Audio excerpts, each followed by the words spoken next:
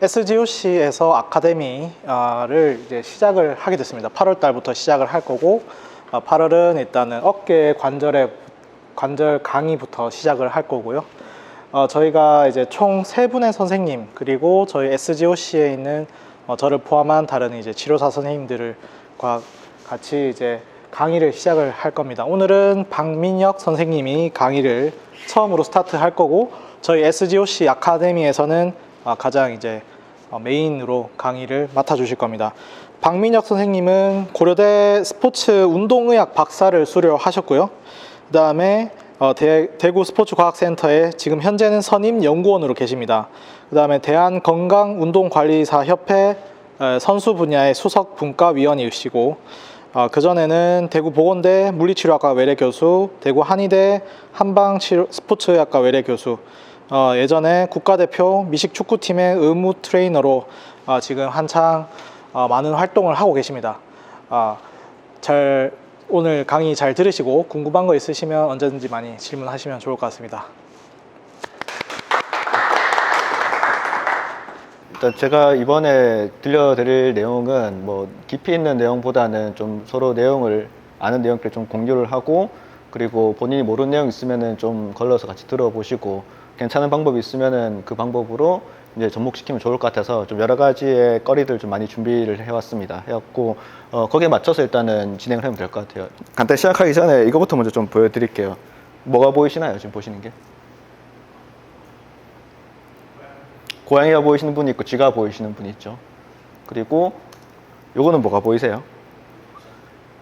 네, 잔이 보이는 사람이 있을 거고 마주보고 있는 사람이 보일 수도 있어요. 보일 수도 있는데, 제가 서두에 지금 이 말씀을 드리는 이유는 지금 물리치료 선생님들도 그렇고, 그리고 운동을 전문하시는 분들도 그렇고, 본인만이 가지고 있는 어떤 전공의 또 컨셉이 다 있으실 거예요. 뭐 물리치료 쪽은 뭐 칼템폰이라든지 뭐 PNF, 보바스 뭐 여러 가지의 테크닉들이 많이 있을 수가 있는데, 그 많은 테크닉을 가지고 선택적으로 본인이 치료는 할 수는 있어요. 그래서 한 가지 치료 방법을 익히다 보면은 본인이 이제 그 방법에 익숙해지고 거기에만 관점이 생겨버리기 때문에 제가 오늘 말씀드릴 내용들은 좀 여러 가지의 레퍼런스를 기반으로 해서 이런 방법의 치료도 있고 이런 방법의 운동도 있다라는 거를 알려드릴 거예요. 그래서 본인이랑 생각이 다를 수는 있어요. 다를 수 있는데 관점의 차이가 있을 수 있기 때문에 그런 여러 가지 관점의 차이를 두루두루 둘러보시고 뭔가 근거에 맞고 합당하다 싶으면은 본인의 테크닉에 적용해서 쓰시면 될 것 같아요.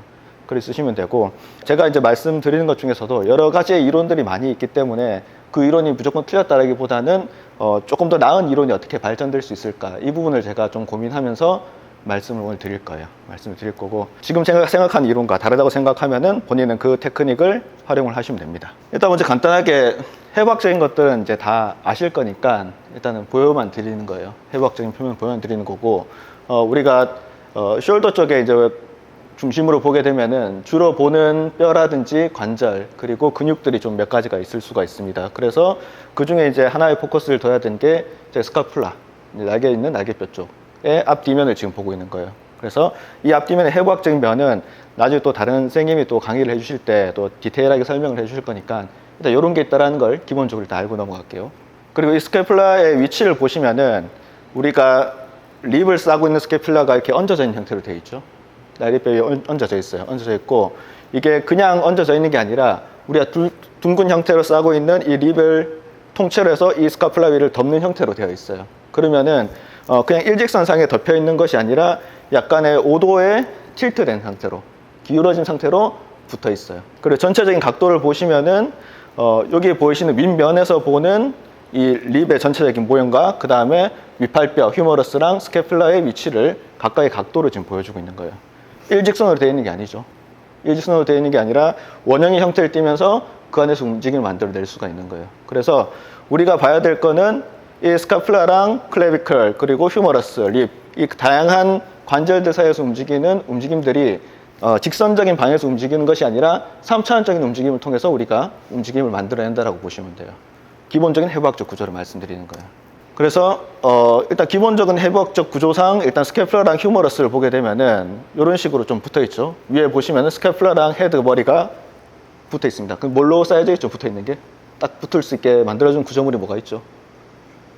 라브룸이 있죠 지금. 예, 라브룸을 딱 붙어서 붙어 있는 거예요. 그래서 이 라브룸을 딱 붙여서 이 스캐플라랑 휴머러스를 맞춰놓은 상태가 될 수 있어요. 근데 잘 보시면은 이 스카플라를 부착하는 부위에서 휴머러스 헤드가 상대적으로 많이 크죠. 움직임이 크고, 그리고 이 휴머러스의 움직임은 몇 차원의 움직임을 가지고 있을까요? 그렇죠. 3차원적인 움직임을 가지고 있죠. 3차원의 움직임을 가지고 있고 자유자재로 움직일 수가 있어요. 그러면은 그 말을 반대로 얘기하면은 자유도가 높은 만큼 부상의 빈도는 높을 수가 있고, 그 다음 휴머러스 헤드를 보시면은 이 큰 원형이 이 스카플라를 싸고 있기 때문에 언제 어떻게 다쳐도 이상하지 않다는 뜻이에요, 이게. 그래서 여기에 구조물들을 어떤 식으로 잘 이해해서 움직임을 만들어내는가에 따라서 조금씩 차이가 있을 수가 있다라는 거를 기억해 주시면 좋을 것 같아요. 그리고 이 스카플라라고 하는 이 날개뼈의 움직임은 단순하게 직선상의 움직임을 움직이는 것이 아니라 엘리베이션과 디프레이션, 올림과 내림, 그리고 리트랙션과 프로트랙션이라고 하는 이 스카플라가 앞으로 갔다가 뒤로 갔다 하는 움직임, 그리고 다운워드랑 어벌드 로테이션이라고 하는 스카플라가 위로 가고 아래로 가는 움직임들이 만들어지도록 되어 있어요. 이 기본적인 스카플라의 움직임이라고 보시면 돼요. 그리고 또 한 가지 기억하셔야 될 게 이 숄더 컴플렉스에서 클레비클의 움직임이에요. 우리가 팔을 움직일 때 단순하게 날개뼈만 움직이는 것이 아니라 이 윗팔뼈라고 하는 휴머러스랑 스카플라 그리고 클레비클이 같이 움직여줘야지만 우리 어깨가 전체가 다 움직일 수가 있어요. 그러면은 클레비클의 움직임이 엘리베이션이랑 디프레이션, 프로트랙션이랑 리트랙션, 위아래로도 가고 앞뒤로도 움직임이 나올 수 있다는 거예요. 그 움직임이 나올 수가 있고, 여기 보시면은 포스테리어 로테이션이라고 하는 회전하는 동작이 나올 수가 있어요. 지금 보시는 이 그림들은 뉴만의 키네졸로지라고 하는 책에 있는 내용들을 그냥 기본적으로 해박으로 둔 거고, 제가 이 세 가지를 말씀드린 이유는 숄더의 움직임을 우리가 본다라고 해서 단순하게 이 휴머러스의 움직임을 보고 판단하는 것이 아니라 우리는 세 가지 일단 먼저 기억을 해야 돼요. 숄더 컴플렉스라고 하는 구조를 기억해야 되는데, 클레비클, 휴머러스, 스캐플라, 이 세 가지의 움직임이 복합적으로 어떻게 움직임이 잘 이루어지냐에 따라서 이 숄더의 움직임이 잘 이루어진다 아니다를 좀 판단할 수 있는 기본적인 근거가 돼요. 물론 다른 것도 봐야 되겠지만 가장 기초적인 거는 이 부분을 먼저 보는 것이 좋습니다. 자, 그럼 이 숄더 컴플렉스에서 아까 그 뼈의 구조에 맞춰서 나오는 관절들을 말씀드리면은 복장 빗장 관절이라고 하는 SC 조인트예요. SC 조인트라는 것이 있고, 봉우리 빗장 관절이라고 하는 AC 조인트라고 하는 것이 있습니다. 그리고 어깨 가슴 관절이라고 하는 ST 조인트, 오목 윗팔 관절이라고 하는 GH 조인트. 각각에 있는 구조물들 연결하는 관절들을 앞 글자를 따서 4개의 관절이 어깨에 부착되어 있다고 보시면 돼요. 그래서 각각의 관절들을 지금 단씩 설명을 해드리도록 하겠습니다. 먼저 복장 빗장 관절이라고 하는 것이 스토너클레비컬 조인트라고 하는 것으로 보시면 되고, 이런 식으로 클레비컬의 움직임을 만들어주는 뼈와 뼈 사이에 있는 관절이라고 보시면 돼요. 뼈와 뼈 사이에 있는 관절이고, 이 사이의 움직임을 이런 식으로 움직임을 만들어내요. 올림과 내림, 이런 움직임과 프로트랙션과 리트랙션의 움직임을 만들어내는데, 이 움직임을 만들어내는 것도 해부학적인 거는 또 나중에 배우실 수 있으니까 일단 가볍게 제가 설명드리고 계속 설명드릴게요. 이 AC 조인트라고 하는 봉우리 빗장 관절이 있는데, 아크로미언이랑 클레비클 사이에 부착되어 있는 관절이라고 보시면 돼요. 여기 사이에는 디스크라는 관절 원반이 있는데, 여기가 힘을 받게 되면은, 포스를 받게 되면은 이런 식으로 전단이 되는 힘을 통해서 좀 탈구가 일어날 수 있을 만한 구조물을 가진 상태라고 보시면 돼요. 그 사이에 있는 관절이 연결되어 있는 거죠. 자, 그리고 ST 조인트라고 하는 스캐플라랑 소라식 사이를 연결해주는 관절이 또 있습니다. 이 관절 사이에서도 아까 말씀드렸던 이 스캐플라의 움직임에 따라서 움직이는 면이 어떤 움직임을 나타내냐에 따라서 여기 나온 조인트의 움직임이 달라질 수가 있어요. 기본적으로 나와 있는 게 어벌드 로테이션이랑 다운워드 로테이션, 그리고 호리젠탈 플랜이랑 이 세이탈 플랜에서 나오는 움직임이 각각 어떻게 나올지에 따라서 이 관절 사이의 움직임이 달라질 수가 있습니다. 그래서 이 ST 조인트의 엘리베이션을 먼저 보게 되면은 여러 가지 움직임들이 있는데, 이 ST 조인트의 엘리베이션은 아까 봤던 SC 관절이라고 하는 SC 조인트와 그 다음에 AC 관절이라고 하는 AC 조인트, 이 두 가지 움직임이 복합적으로 이루어진 형태라고 보시면 됩니다. 그래서 이 스캐플라를 뒤쪽으로 봤을 때 SC 조인트가 엘리베이션 되고, 그리고 AC 조인트가 다운워드 로테이션이 되면은 이 두 가지 움직임이 합쳐서 ST 조인트의 엘리베이션이다라는 동작을 완성시킬 수가 있는 거예요. 이 두 동작이 나와야지만 ST 조인트의 엘리베이션이 가능하다는 뜻이죠. 그리고 위에서 보게 되면은 ST 조인트의 이제 프로트랙션에 대한 동작을 보는 건데, 슈페리어 관점에서 보게 되면은 이 SC 조인트의 프로트랙션의 움직임과 그다음에 AC 조인트의 호리젠탈 플레이션의 이 어저스먼트라는 이 조절해주는 그 능력을 두 가지를 합쳐서 이 ST 조인트의 프로트랙션이라는 움직임이 나올 수가 있어요. 마찬가지로 이 두 가지의 관절이 같이 움직임을 만들어줘야지 ST 조인트의 프로트랙션이라는 동작을 만들어낼 수 있다는 거죠. 그리고 뒷면으로 봤을 때 SC 조인트에서 나오는 엘리베이션과 AC 조인트에 나오는 어벌드 로테이션이라고 하는 두 가지의 움직임이 복합적으로 합쳐져서 ST 조인트의 어벌드 로테이션이라고 하는 이 견갑골이라고 하는 스캐플라를 올려주는 역할을 하는 움직임을 만들어줄 수가 있어요. 자, 그럼 아까 봤던 것들을 기점으로 봤을 때 보게 되면은 결국은 이 스캐플라라고 하는 움직임이 단순 하나의 움직임으로만 움직이는 것이 아니라 여러 개의 관절들을 타고 복합적으로 움직임을 만들어내고 거기서 한 관절이 아니라 다관절을 통해서 이 움직임을 복합적으로 만들어낸다는 것을 기억해 주시면 돼요. 그럼 우리가 치료적인 관점에서 접근할 때라든지 아니면은 운동적인 관점에서 접근을 했을 때 이 두 관절 혹은 세 개의 관절 이런 것들 좀 복합적으로 보면서 접근할 필요가 있겠죠. 단일 관절이 아니라. 그래서 아까 말씀드린 대로 이 휴머스라고 하는 이 GH 조인트 여기서 나오는 움직임은 3차원적인 움직임이 가능하기 때문에 플렉션이랑 이스텐션, 에비덕션, 어덕션 그리고 인터널 이스터널 로테이션의 움직임이 모두 가능합니다. 이게 기본적인 전제 조건이라고 보시면 돼요. 그리고 여기 보시면은 휴머러스 헤드라고 하는 여기 위팔배에 있는 이 부분이 마찬가지로 아까 말씀드렸던 이 라브룸에 쏙 들어간 형태로 되어 있으면서 이렇게 관절에 주머니를 싸고 있는 거예요. 싸고 있으면서 이렇게 전체적인 구조물들을 싸고 있는 형태로 만들어낼 수가 있는 거죠. 자, 중요한 거는 이 SCS라고 하는 이 이제 상부에 있는 구조물들이 끊어지게 되면은 위에 있는 구조물들이 끊어지게 되면은 이 휴머러스 헤드가 아까 상대적으로 좀 무겁다 그랬죠. 그러면은 밑으로 떨어질 수밖에 없어요. 떨어질 수밖에 없고 그럼 그런 구조물들을 잡아주는 게 이 위에를 잡아주는 구조물들이 전체적으로 이렇게 쓰일 수 있다는 거예요. 그럼 두 가지의 전제 조건을 볼 수가 있는데 위에서 잡아주는 그 구조물들이 잘렸을 경우에 이렇게 떨어지는 경우 그리고 스캐플라의 위치가 바뀌었을 때에 떨어질 수 있는 경우 이 두 가지가 있어요 이론적으로. 그래서 요거를 이제 조금 보시면은 이제 논문을 하나씩 보여드릴 거예요. 논문을 보여드릴 건데 논문을 간단하게만 설명드리면은 A랑 B 그림의 혹시 차이가 뭔지 아시겠어요? 우리가 책 보면은 좀 나와 있는 그런 어떤 여러 가지 형태학적인 것들이 있는데 위딩 스카플라라고 하는 좀 날개가 튀어나와져 있는 형태로 되어 있는 스캐플라의 형태를 띠고 있는 경우도 있어요. 이거 이제 그 경우 중에 한 개의 케이스를 이제 말씀드리는 거고 이 사람이 측정했을 때 ROM을 측정을 했어요. ROM을 측정했는데 각도는 똑같이 70도로 벌어졌어요. 70도의 ROM을 에비덕션으로 했는데 이 70도가 진짜 에비덕션을 정석으로 한 70도가 맞느냐에 대한 문제를 물음표로 가지고 이제 말씀을 드리는 거예요. 그래서 단순하게 그냥 에비덕션을 70도로 했을 때 나오는 관절에서의 움직임이 여기 보이는 ST 조인트에서 나오는 움직임 20도랑 그리고 휴머러스에서 나오는 GH 조인트에서 나오는 에비덕션에 나오는 50도 20도랑 50도를 합친 70도가 될지 그리고 여기 보시면은 여기 ST 조인트에서 나오는 윗각에서 나오는 마이너스 20도가 있는데 마이너스 20도를 보상해 주기 위해서 우리가 90도를 에비덕션 해버리는 거죠 휴머러스에 대해서. 그럼 우리는 굳이 휴머러스가 하지 않아도 될 일을 90도만큼 더 벌리고 있는 거예요. 어떻게 해야 되겠어요 지금 이거는? 스카플라 세팅을 해줘야 돼요. 스카플라의 위치를 원래 위치로 갖다 놓는다라고 가정하게 되면은 이 휴머러스가 굳이 하지 않아도 될 일들을 스카플라가 도와줄 수 있겠죠. 같은 움직임을 만들어내는데 이따가 다른 이론을 또 계속 보여드릴 건데 방금 말씀드렸던 내용과 동일하게 이 사람은 70도의 에비덕션을 한다라고 가정했을 때 나오는 움직임이 육안으로만 보는 70도가 아니라 관절상에서 나오는 움직임이 올바른 움직임이 나는지 안 나는지를 확인해 볼 필요가 있다는 거죠. 그래서 그게 맞지 않다라고 하면은 어디서부터 문제인지를 찾아내야 되기 때문에 그 문제점을 찾기 위해서 추적을 해야 되는 거예요. 추적을 해야 되고 그러면은 왜 팔이 안 올라가지? 이 생각을 하고 있는데 팔만 볼 게 아니라 뒤쪽에는 스캐플라의 위치를 파악하시고 어디에 위치에 가 있는지를 보고 나면은 이 사람이 스캐플라에 문제가 있어서 결국 휴머러스에서는 일을 제대로 못하고 있는 거였구나. 그래서 어깨가 아플 수가 있구나라고 판단할 수가 있는 거죠. 하나의 일례를 논문으로 일단 보여드리는 거예요.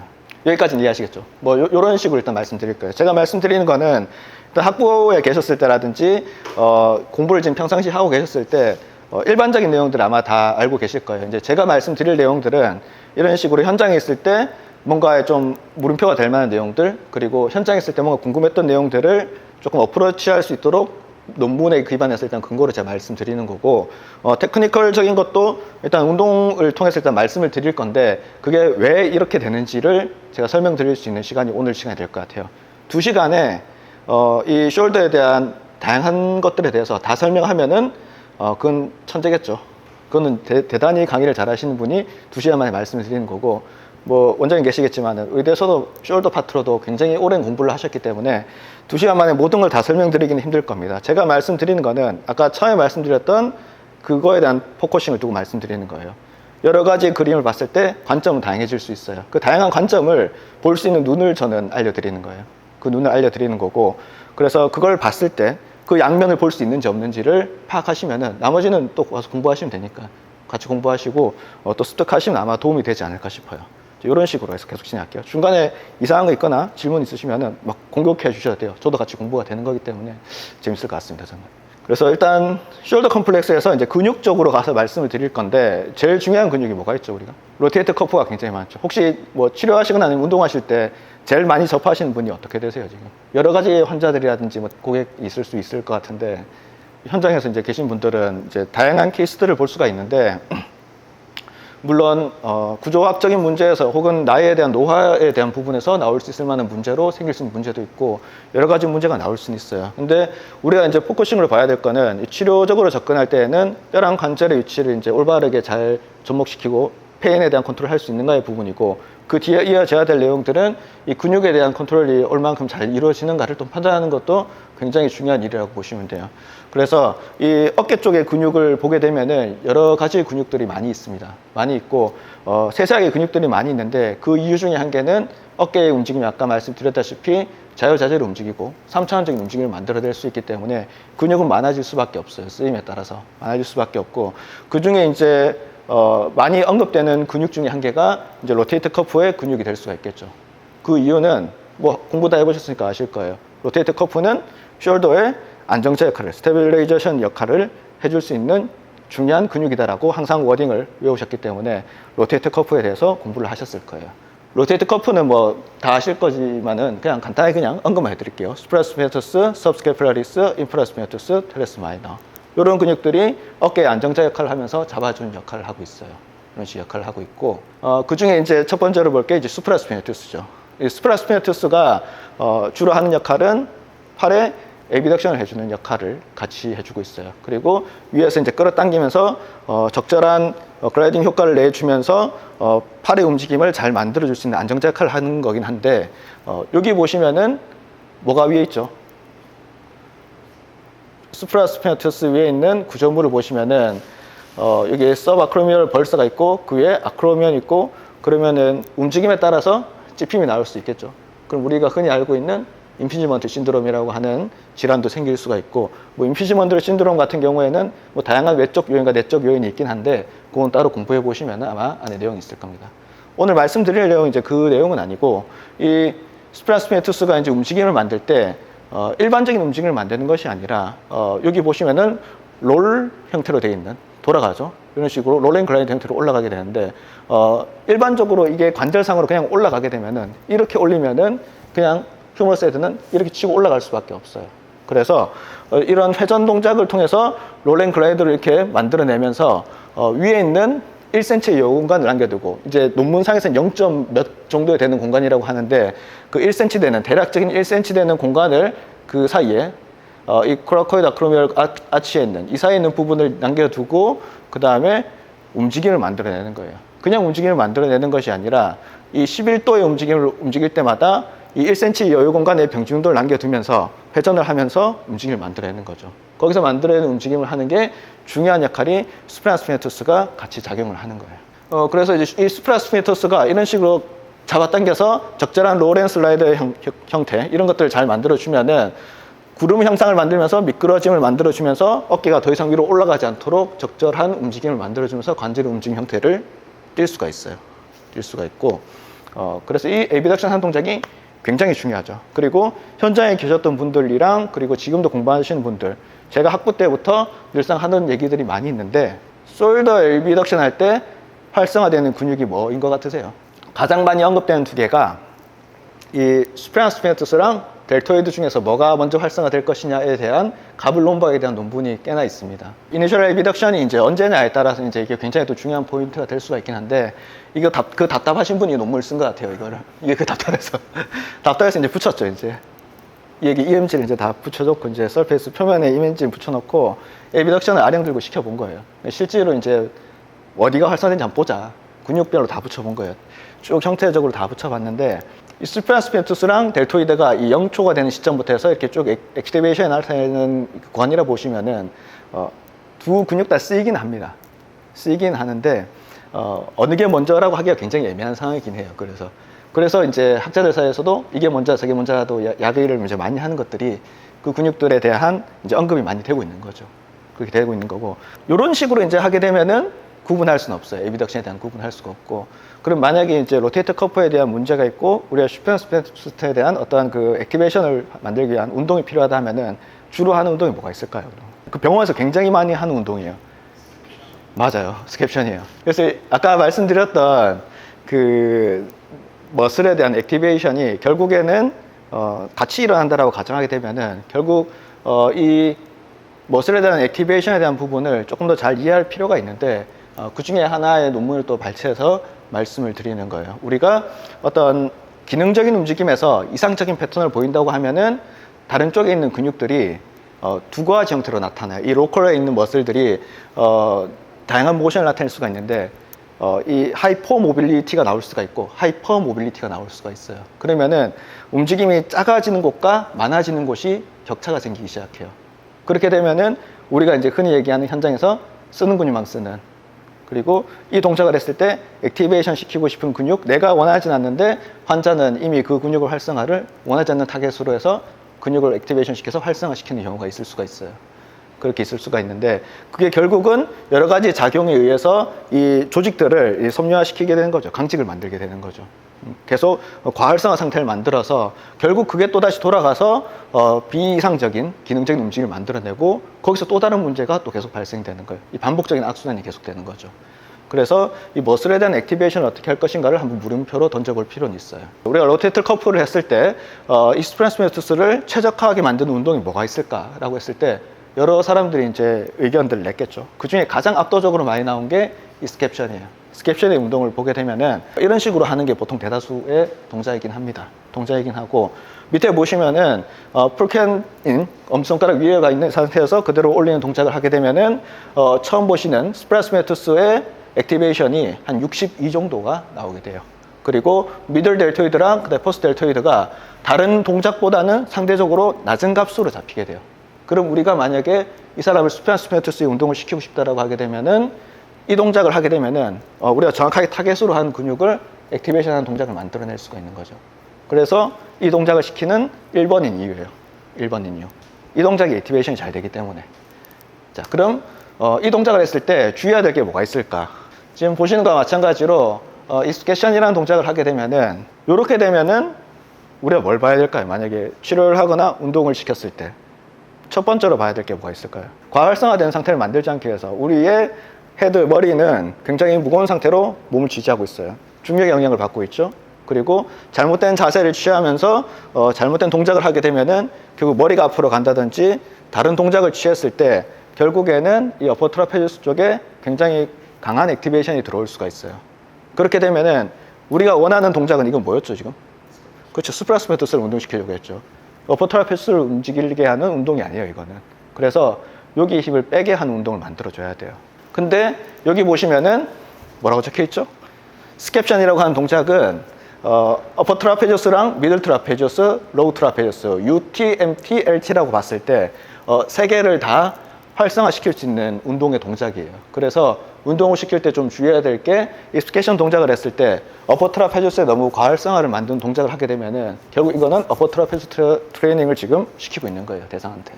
나중에 또 자세히 설명해 드릴 건데 중요한 포인트는 일단 우리가 원하는 타겟의 근육에만 우리가 활성화가 가능하게끔 만들어주는 운동 방법을 티칭해 주는 것이 중요하다라고 하는 것이 하나의 또 목표라고 보시면 돼요.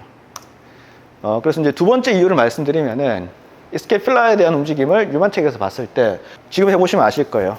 이 상태에서 그대로 옆면으로 들어 올리면은 이거 끝까지 올릴 수 있는 사람이 있으면은 뭔가의 관절이 대단히 뭔가 유연성이 있거나 아니면은 뭔가 이상이 있는 분이 아마 될 거예요. 이거 동작이 이 상태 그대로에서 수평면으로 이렇게 해서 간다라고 하면은 더 이상 못 올립니다. 찝히게 되는 거죠. 이렇게 찝혀요. 근데 우리가 아까 제가 처음에 말씀드렸죠. 이 스캐필라의 위치가 립을 감싸고 있는 형태로 돼서 얹어져 있다 그랬어요. 그리고 5도의 틸트가 된 상태로 날개뼈가 이렇게 돼 있어요. 그러면은 이 스카퓰라라고 하는 면을 따라서 우리가 에비덕션을 한다고 하면은 움직임을 만들어낼 수가 있어요. 에비덕션의 움직임을. 그래서 이 스캡션이라는 운동을 할 때에는 두 가지의 포인트를 일단 기억해 두셔야 되는 거는 어퍼 트라페지우스의 활성화, 과하 활성화되지 않도록 만들어주는 거. 첫 번째고, 두 번째는 이 에비덕션을 하는 동작에서는 이 스카퓰라 플랜에 맞춰서 움직여줘야 되는 거. 날개뼈에 있는 이 면에 따라서 움직임을 만들어 주셔야 되는 거예요. 이렇게 스카퓰라에 대한 움직임을 만들면서 스캡션 하세요라고 하면은 그건 잘못된 동작이라는 거예요. 그래서 이렇게 해서 해주는 게 아무래도 좀 효과적으로 도움이 될 거다라고 하는 거를 한 가지 알려드리는 겁니다. 제가 방금 말씀드렸던 게 이거예요.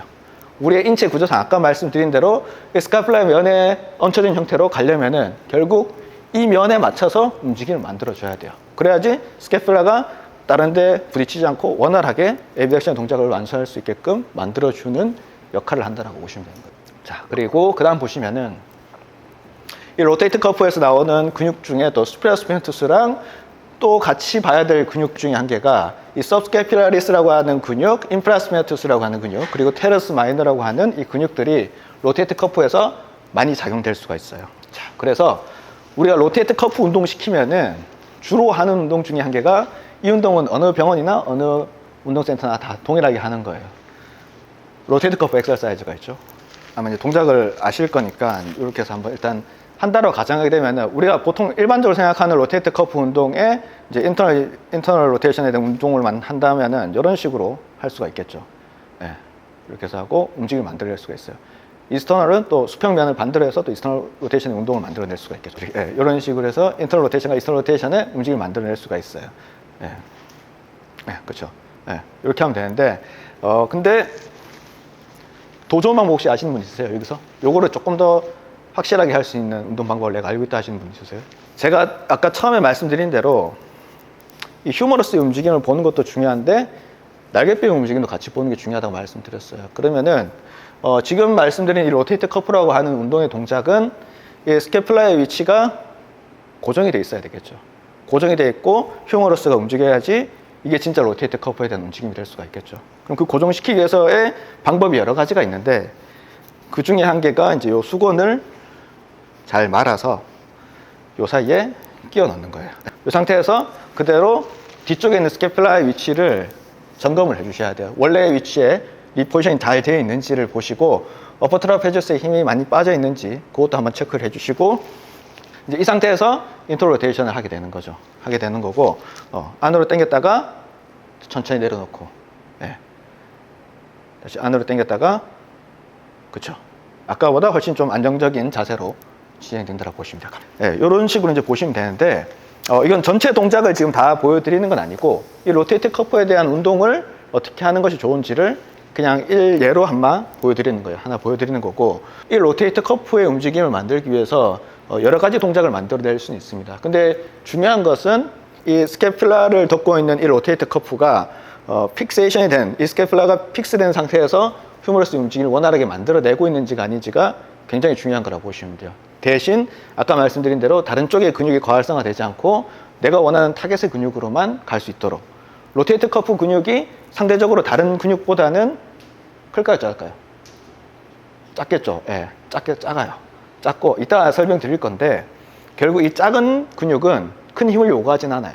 큰 힘을 요구하지 않고 작은 근육은 작은 힘만으로도 충분히 활성화가 될 수 있기 때문에 큰 움직임을 만들지 않아도 충분히 자극은 됩니다.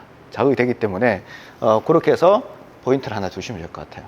자, 그리고 지금 보시는 게 또 일반적인 로테이트 커프의 움직임을 만드는 동작이라고 하게 되면은 이제 두 번째로 보시면은 이게 컨센트릭 컨트랙션이 있고 이센트릭 컨트랙션이 있을 수가 있어요. 우리가 시키는 운동을 하다 보면은 컨센트릭 컨트랙션으로 이렇게 해서 근육이 단축되면서 쓰는 힘만 쓸 수가 있고 이센트릭 컨트랙션이라고 하는 근육이 늘어나면서 쓰는 힘을 안 할 수가 있어요. 근데 근육의 움직임을 할 때에는 이 두 가지의 포인트가 다 중요하다고 보시면 돼요. 그래서 이센트릭 컨트랙션에 대한 움직임을 만들 때에도 이런 식으로 포인트를 두고 할 수가 있는 거죠. 천천히 내려오시면 돼요. 천천히 내려오시고, 예, 그쵸. 이센트릭으로, 그쵸. 천천히 내려오시고, 천천히 갔다가, 그쵸. 거기서 다시 위로 올리시고요. 그래서 내리는 걸 천천히 부하를 주시면서 버티면서 내려오면 되는 거예요. 그쵸. 예. 천천히 부하를 버티시면서 내려오고.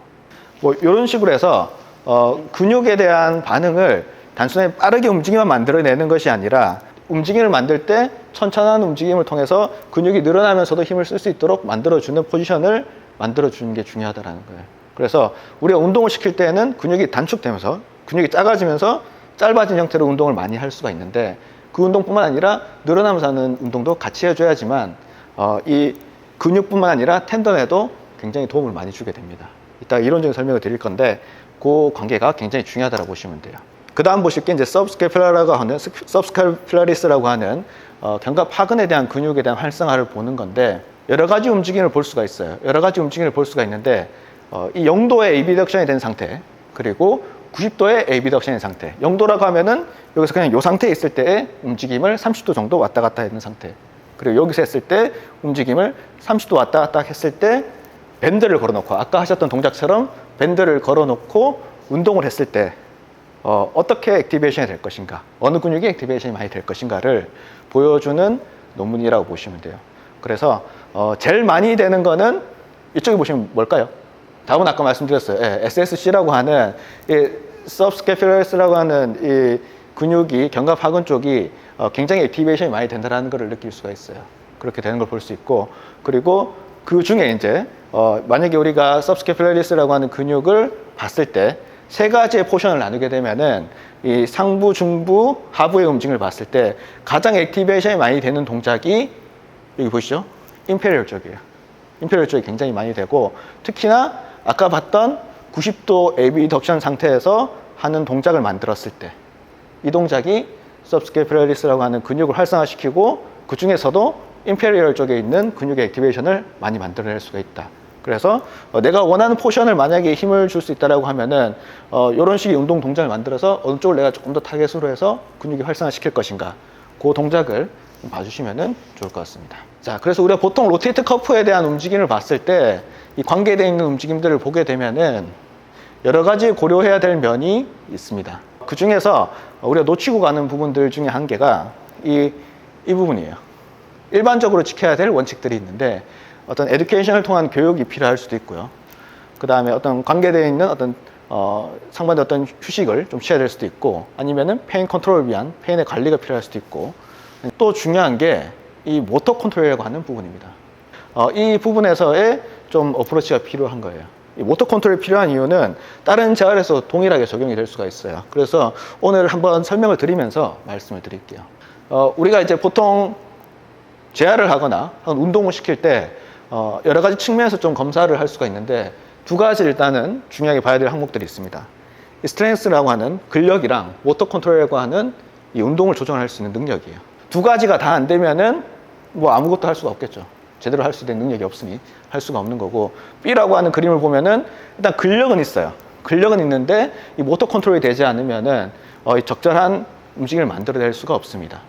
그래서 좀 부족한 부분이 생길 수가 있고요. 근데 근력은 없는데 모터 컨트롤이 있으면은 일상생활 하는데 좀 업무를 지장을 받을 수가 있는 정도의 불안정성이 있을 수가 있겠죠. 두 가지가 다 오케이라고 하면은 일반적인 우리 일상생활 하는데 큰 문제가 없이 활동을 할 수가 있을 겁니다. 그래서 이 면들을 각각 나눠 봤을 때 A라고 하는 포션을 보게 되면은 두 가지가 다 불가능하다라고 하면은 지금 우리 상태에서는 어떻게 할 수가 없는 거고 이제 의사 선생님들이 컨트롤 해줘가지고 다른 그 부분에서의 어떤 처치를 해주시는 게 아무래도 조율이 될 것 같습니다. 그리고 예를 들어서 B라고 하게 되면은 이 스트렝스라고 하는 근육이 잘 되어 있지만은 모터 컨트롤이 되지 않다라고 하면은 이 모터 컨트롤을 활성화시켜 줄 수 있을 만한 방법을 찾으셔야 돼요. 이 스트렝스라고 하는 근력이 떨어지게 되면은 이 스트렝스라고 하는 근력을 올려줄 수 있을 만한 단계를 만들어야 되는데 근력 향상뿐만 아니라 이 모터 컨트롤을 전미한 근력 향상에 대한 방법을 만들어 주는 게 중요합니다. 그래서 두 가지가 잘 이루어지면은 전반적인 움직임에 대한 해석을 잘 해서 향상되는 건강한 삶을 만들 수 있도록 만들어 주면은 될 거예요.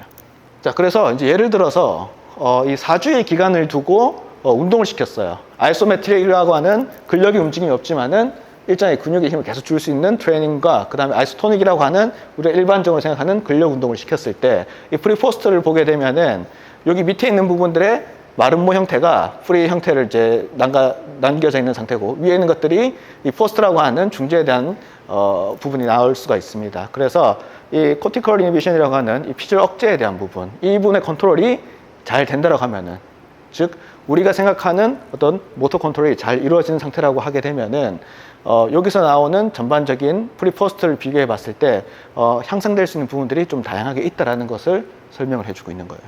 자, 그래서 이 모터 컨트롤에 대한 중요한 부분 중에 또 한 개가 이 헤네만의 어떤 박사분이 한 분 계시는데 이분이 주장하시는 이 사이즈에 대한 원칙입니다.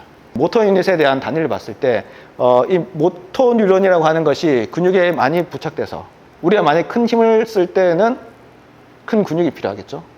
작은 힘을 쓸 때에는 작은 근육이 필요해요. 그리고 파워라든지 강한 힘을 낼 때는 또 큰 단위의 힘이 필요할 거고 작은 근육의 힘을 낼 때는 작은 근육의 힘이 필요합니다. 그렇게 볼 수 있는 거예요. 그러면은 우리가 아까 봤던 로테이터 커프로 다시 내용을 돌아와서 로테이터 커프는 작은 근육이죠.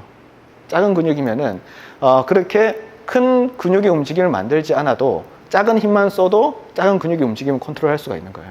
만약에 우리가 큰 근육의 힘을 동원하는 뭔가의 동작이 필요하다 했을 때 이 작은 근육이 쓰이지 않고 단순 큰 근육만 과활성화된다라고 하면은 그것도 뭔가 잘못된 거겠죠. 그래서 단계적으로 쓰일 수 있는 근육의 단계의 활성화가 필요하다는 거예요. 작은 근육을 활성화시키는 게 먼저 필요하고 그 작은 근육을 활성화하는 게 큰 근육을 쓸 때도 협력근으로 같이 쓰일 수 있도록 도와주는 것이 굉장히 중요한 작업이라고 보시면 돼요. 그래서 만약에 예를 들어서 로테이트 커프에 대한 리앱을 하지 않고 제어를 하지 않고 운동을 갔는데 이 대상자가 고객이 쓰라고 하는 근육은 쓰지 않고 예를 들어서 라티스머스 돌치라고 하는 광배근을 쓴다든지 아니면은 팩트 쪽의 근육의 활성화를 통해서 움직임을 만들어낸다 하면은 이 사람은 안에 있는 정작 중요한 로테이트 커프에 대한 움직임을 만들어내진 않는 거예요, 지금. 순수 겉에 있는 큰 근육만을 활성화시켜서 웨이트를 하고 있고 운동을 하고 있는 거예요. 그러면은 어깨를 잡아주고 있는 그 중요한 로테이트 커프의 역할은 이루어지지 않는다라고 볼 수가 있는 거죠. 겉면만 화려하게 보이는 근육의 형태라고 볼 수가 있는 거죠. 그래서 그 중간 단계의 중재 역할이 굉장히 중요하다라고 설명을 드리는 겁니다. 자, 그렇게 하게 되면은 이제 아까 말씀드린 대로 이 스캐필라에 대한 세팅이 좀 필요한데 지금 보시는 거와 마찬가지로 이 스캐필라가 원래 위치로 갈 수 있도록 활성화를 좀 만들어주는 게 중요해요. 그래서 이 스캐필라 세팅이라고 하는 운동들이 있을 수가 있는데 일단 팔의 움직임의 제한을 많이 좀 줄이고 그리고 우리가 중력의 영향을 제한을 두기 위해서 그러니까 중력 영향을 받지 않기 위해서 우리는 이런 식으로 이제 누운 상태로 운동을 시킬 수가 있어요. 그럼 아무런 저항을 받을 이유가 없겠죠, 지금은. 이런 무중력 상태에서 운동을 시킨다고 보시면 돼요. 물론 중력을 받고 있긴 하지만 이 상태에서 팔 안쪽으로 넣어 볼게요. 이쪽도 같이 넣으시면 돼요. 네. 이렇게 해서 안으로 그냥 포개 넣으시면 돼요. 몸 안쪽으로 넣으세요. 그렇죠. 네. 넣으시고 이 상태로 그대로 계시면 돼요. 중요한 거는 이 스캐플라의 움직임을 어떻게 만드는가가 더 중요해요. 그래서 스캐플라 한번 여기 모아 보시겠어요, 날개뼈를? 그렇죠. 모으는데 아까 말씀드린 대로 어퍼 트라페지우스에는 힘이 들어갈 필요가 없겠죠, 지금은. 이렇게 해서 이 움직임을 만들어내는 거예요. 안쪽으로 들어가는 움직임을 만들고 이 상태로 한번 5초 버텨볼게요. 5초. 5초 버틸 수 있겠어요? 네. 5초 버티고 천천히 내려오시면 돼요. 네. 좋으시고 힘을 빼시고 다시 한번 5초 한번 들어볼게요. 드시고 유지하시면 돼요. 여기 힘 들어가면 안 돼요. 네. 그렇죠. 네. 이렇게 해서 낮춘 상태에서 주시고 오케이, 좋아요. 지금 되네요, 지금. 요 동작 일단 나온다는 걸 인지하고 나면은 내리시면 돼요, 이제. 내리시고. 자, 이제 배 쪽에 힘을 좀 불어넣어서 이쪽을 고정시킬 거예요. 좀 고정시킨 상태를 만들어서 배 이쪽에 한번 가볍게 호흡 넣으면서 힘준다 생각하고 날개뼈를 들어 올리시면 돼요. 들어 올려 볼게요. 네. 배에 힘 유지한다 생각하고 날개뼈 들어 올리고, 그쵸. 어깨 힘 빼시고, 그쵸. 요 상태로 한번 10초 유지해 볼게요. 10초 유지해 보시고, 그쵸. 10초 유지하고 천천히 힘 빼시면 돼요. 그쵸. 다시 한 번 더 10초 유지하는 거 천천히 들어 올리시면 돼요. 그쵸. 약간의 지금 움직임이 자연스럽지 못하고 버벅거리면서 움직이고 있거든요. 조금 더 자연스러운 움직임을 한번 만들어 볼게요. 그렇죠? 자연스럽게 가볍게 모은다 생각하고 이쪽에 모으는 힘을 유지하면서 한번 올려 보세요. 그렇죠? 됐어요? 많이 안 주셔도 돼요. 네. 유지하고 빼시고. 오케이, 좋습니다. 네. 이제 기본적인 어떤 스캐플라의 움직임을 만드는 리포지션 어떤 상태를 만드는 거예요. 자꾸 이렇게 해서 스캐플라 위치를 원래 위치대로 갈 수 있도록 도움을 주고 다시 원래 위치로 가고 이 동작을 반복한 이유는 계속 이제 머릿속에서 기록을 남기는 거예요. 동작의 포지션을 만들어 놓고 그 다음에 원래 위치를 다시 갔다가 다시 리포지셔닝 해가지고 스캐플라 위치를 다시 갖다 놓고 이 동작을 반복하다 보면은 원래 위치의 스캐플라의 움직임을 자연스럽게 인지할 수 있도록 우리 무의식 중에서도 움직임을 만들어낼 수 있도록 도와주는 동작 중에 한 개라고 보시면 돼요. 그게 변형된 형태로도 여러 가지가 있을 수가 있는데 이 동작을 하기에는 제가 아까 말씀드린 대로 어퍼 트라페지우스의 힘이 좀 많이 들어가요, 이 동작이. 그렇기 때문에 조금은 변형시켜서 날개뼈에 좀 제한을 둘 수 있는 상태에서 하고 어퍼 트라페지우스가 힘이 안 들어간 상태에서 텐션을 유지하고 그대로 올릴 수 있는 동작을 만드는 거예요. 이게 잘 이루어지면은 또 그 다음 동작으로 이어서 할 수가 있는 거고요. 자, 이제 이렇게 보게 되면은 이제 기본적인 스캐플라 세팅과 이제 수프라스페투스, सब스캐플라리스, 또 로테이트 커프에 대한 움직임들을 계속 이제 설명을 드리고 있는 건데 논문을 쓴 분이 어깨 쪽으로만 굉장히 많이 좀 공부를 하셨던 분이에요. 공부를 하셨던 분이고 그분이 또 주장하는 움직임들 중에 한 개가 우리가 90도 에비덕션 했을 때 이 상태에서 만약에 움직임을 보여준다든지 아니 이 상태에서 움직임을 만들었을 때 휴머러스 헤드가 불안정한 상태로 움직임을 만들면은 어떨까를 전제로 두고 말씀을 드리는 거예요. 그래서 이 로테이트 커프에 대한 움직임, 로테이트 커프에서 이 스캐필라의 픽세이션을 제대로 해놓고 움직임을 만들었는데 문제가 스캐필라의 문제가 아니라 휴머러스에서 나오는 헤드의 불안정성 때문에 흔들린다라고 하면은 어떤 식으로 좀 중재를 할까? 이 방법에 대해서 연구를 좀 하다가 이분이 이제 그럴 거면은 휴머러스 쪽에 픽세이션을 통해서 만들어 놓고 움직임을 만들면 조금 더 안정적으로 되지 않을까라고 제안을 했던 거예요. 만약에 이제 지금 제가 보는 관점에서 이제 말씀드리면은 조금 로도시스가 많이 좀 나와 있어요. 로도시스가 나와 있고, 이렇게 되면은 이제 생각해야 될 게 중력선을 따라서 내려오는 선의 기준, 그리고 체중 부하를 받는 부분, 그리고 근육의 움직임을 봤을 때 로도시스가 되게 되면은 중요한 건 일단은 중앙에 있는 또 코어 쪽의 역할이 또 달라질 수가 있겠죠. 이쪽의 근육이 이렇게 된다 하면은 이 전체적인 소라식 쪽과 립을 싸고 있는 이 근육들 자체 위치 포지션이 완전 달라질 수가 있어요. 그렇기 때문에 이런 경우에는 아예 이제 하지 쪽을 픽세이션 시켜놓고 동작을 다시 리포지셔닝 시키는 작업으로 시작해 주는 게 좋아요. 골반을 조금 더 포스터를 팅팅할 수 있게, 그쵸? 바지 짚어 올린다 생각하고 발바닥 땅에 닿아야 돼요. 네, 닿고 포스터 틸트하고, 그쵸? 펠빅을 포스터 틸트 하니까 동작이 또 상체가 달라져 버리죠. 중재를 해야 되는 거예요. 그러면 앞으로 살짝만 더 갈게요. 더 가고 이 상태에서 올려놓고, 그쵸? 시선 앞에 보고 날개뼈를 살짝만 모은다 생각하고, 그쵸? 턱 당기시고 머리에서 잡아 당긴다는 느낌으로 그대로 계세요. 이렇게 하면은 아까보다는 조금 더 세팅하기 좀 편할 것 같아요. 우리가 이제 목표로 하는 거는 로테이트 커프의 운동을 하는 거고, 이 동작을 맞추기 위해서는 이런 식의 기본적인 포지셔닝을 맞춘 다음에 움직임을 해주는 게 좋습니다. 그래서 일반적인 이제 인터널 로테이션의 움직임을 만들 건데 한번 인터널 로테이션 살짝만 가볼까요? 그렇죠? 네, 갔다가 천천히 오세요. 그렇죠? 천천히 오시고, 그렇죠? 천천히, 그렇죠? 이쪽에 힘 들어간다 생각하고, 그렇죠? 당기셔야 돼요. 너무 많이 갈 필요 없어요. 네. 그렇죠? 작은 근육만 쓰면 돼요. 작게만 갔다가 천천히, 그렇죠? 지금 약간 버거워하시는데 단계를 낮은 밴드로 하셔야 되고, 이게 안 될 것 같으면은 그냥 버틴 아이소메트릭으로 그냥 가도 돼요. 이 상태에서 버티기 한번 해보실래요? 네, 10초 버텨보죠. 이것도 힘들어 하시죠 지금? 네, 그렇죠. 네, 이렇게 힘준다 생각하고, 그리고 잠깐 내려놓을게요. 이 상태에서 이제 된다라고 보시면 되고, 만약에 이제 이 사람이 주장한 것처럼 이 문제가 스캐플라의 문제가 아니라 휴머러스 헤드에서 나오는 불안정성에서 나오는 문제라고 했을 때에는 잠깐만 넣을게요. 요 수건 빼면 돼요. 수건 빼고, 그렇죠. 휴머러스 헤드 쪽을 아예 그냥 픽세이션을 시켜버리는 거예요. 시키고 여기 잡아버리고. 그래서 뒤에서는 제가 중재를 하는 거죠. 중재를 하고 픽세이션을 시키고 이 상태에서 잡아버리는 거죠. 그렇죠. 잡고, 그렇죠. 여기서 휴머러스 헤드 쪽을 보고 여기를 제가 한번 잡아볼게요. 잡고 이 상태에서 아까처럼 똑같이 인터 로테이션을 한번 해볼게요. 그렇죠. 예. 그렇죠. 예. 헤드 쪽 약간 잡힌 느낌 있어요? 네. 예. 이런 식으로 이제 파악하고 확인한 다음에 운동을 시키면 돼요. 그래서 그렇죠. 예. 아까보다는 조금 떨림이 덜하죠 지금은. 예. 잡아놓고, 그렇죠. 예. 너무 힘 많이 안 쓰셔도 돼요. 좋아요. 이런 식으로 일단 하는 거예요. 이제 이 학자가 이제 주장하는 내용이긴 한데 일리가 있는 말이라서 일단은 같이 말씀을 드리는 겁니다. 그래서 다른 동작으로도 갈 수 있어요. 다양한 동작의 면을 갈 수가 있는데 이 어깨에 대한 스테빌리제이션의 어떤 부족함에 있으면은, 특히나 휴머러스에 대한 부족함이 많으면은 이런 식으로 휴머러스의 어떤 안정적 역할을 해줄 수 있는 픽세이션 하나 만들어 놓고 인터널 로테이션을 통해서 로테이트 커프가 강해질 수 있도록 만들어 주는 게 좀 중요할 수가 있어요. 이제 두 번째로 또 봐야 될 게 모터 컨트롤에 대한 부분이에요. 모터 컨트롤에 대한 부분이고, 어깨에 대한 움직임을 단순히 이제 플렉션을 향상시키기 위한 운동으로 이제 만드는 건데, 아까 말씀드렸죠. 모터 컨트롤을 하기 위해서 다양한 근육군의 움직임, 그리고 다양한 감각적인 부분들을 자극시켜야 되는데, 그 부분을 하기 위해서 처음에는 많은 움직임을 움직이지 않아요. 예를 들어서 이런 짐볼을 앞에 두고 있으면은 가볍게 일단은 왔다 갔다 하는 동작을 포지션을 만드는 거예요. 그러면은 그게 머릿속에서 인지가 됐다고 하게 되면은 그 다음 동작으로는 조금 더 많은 근육을 동원해 쓸 수 있도록 가는 거고, 그리고 그게 인지가 되면은 다시 그 다음 동작에서는 조금 더 각도를 올려서 플렉션 동작으로 만들어서 움직이는 원활하게 갈 수 있도록 만들어 주는 거예요. 그렇게 해서 인지되는 교육 방법을 계속 만들어 주면서 간 스텝 바이 스텝의 방법을 익히시는 게 중요하다는 거죠.